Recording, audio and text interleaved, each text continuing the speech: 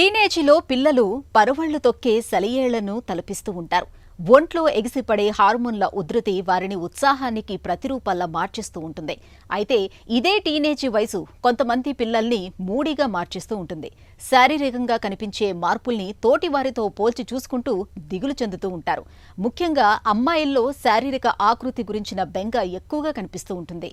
మిగతా వారికన్నా తాము అందంగా లేమని, తమ శరీర ఆకృతి అంత బాగోలేదని భావిస్తూ ఒంటరిగా ఉండేందుకు మొగ్గు చూపుతూ ఉంటారు. శరీర ఆకృతి గురించి టీనేజ్ పిల్లల్లో కనిపించే దిగులును ఎలా పోగొట్టాలో ఇప్పుడు తెలుసుకుందాం. మన శరీరంలో భాగాలన్నీ సరిగ్గానే ఉన్నా లేని ఒక లోపాన్ని ఊహించుకోవటం, దాని మీద బాధపడటం, దాని గురించి కొంచెం ఎక్సెసివ్గా ఉన్నదానికంటే ఎక్కువ మోతాదులో ఉండొచ్చు.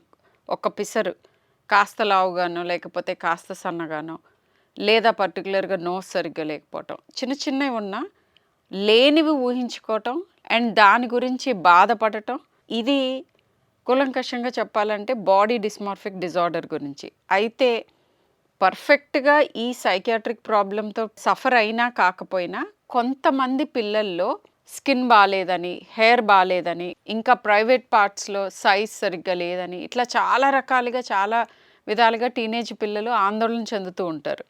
ఇలాంటప్పుడు వాళ్ళకి ఓపెన్గా డిస్కస్ చేయటం మీ టీనేజర్తో, మీకు ఉన్న ఫ్యాక్ట్స్ ఫిగర్స్ వాళ్ళకి చెప్పటం, వీలైతే పీడియాట్రిషియన్ దగ్గర తీసుకురావటం. బరువు గురించి ఆందోళన చెందే వాళ్ళకి వాళ్ళ హైట్ ఎంత, వాళ్ళ హైట్కి ఉండాల్సిన వెయిట్ ఎంత, బాడీ కాంపోజిషన్ అంటే ఫ్యాట్ కంటెంట్ ఎంత ఉండాలి, మజిల్ ఎంత ఉండాలి, వాటర్ ఎంత ఉండాలి, ఇలాంటివి కూడా మనకి ఇప్పుడు మెషినరీ ఉంది చెప్పేవి. ఇలాంటివి క్లియర్ కట్గా నంబర్స్ చూపించి వాళ్ళని కన్విన్స్ చేయటం ఒక దారి.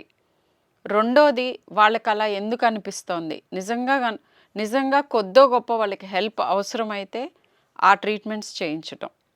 లేని పక్షంలో వాళ్ళ కాన్ఫిడెన్స్ బిల్డ్ చేసే వేరియస్ ఎక్సర్సైజెస్, అంటే మీ ఐడెంటిటీ మీ రూపం ఒక్కటే కాదు అని వాళ్ళని యాక్టివ్గా ఎంకరేజ్ చేయటం. ఇలాంటివన్నీ మీరు కాన్స్టెంట్గా మీ టీనేజర్తో కమ్యూనికేట్ చేస్తూ ఉంటే, అంటే ఆన్ ఎ డైలీ బేసిస్ మాట్లాడాలి. దేని గురించి అన్న వాళ్ళ బిహేవియర్లో మార్పు వస్తూ ఉంటే, యూజువల్గా బాడీ డిస్మార్ఫియా ఉన్న వాళ్ళు ఏం చేస్తారంటే గంటల తరబడి ఆల్మోస్ట్ చాలా లేదా కాన్స్టెంట్గా మల్టిపుల్ టైమ్స్ మిర్రర్స్లో చూసుకుంటూ ఉంటారు.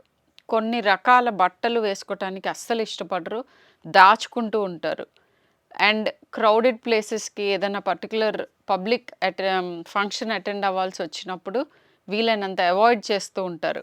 స్కిన్ కాన్స్టెంట్గా పీలింగ్ చేస్తూ ఉంటారు, జుట్టు కొద్దిగా పీక్కుంటూ ఉంటారు. ఇట్లాంటివి ఏమన్నా మీ టీనేజర్లో లక్షణాలు కనిపిస్తే ఇమ్మీడియట్గా డాక్టర్ హెల్ప్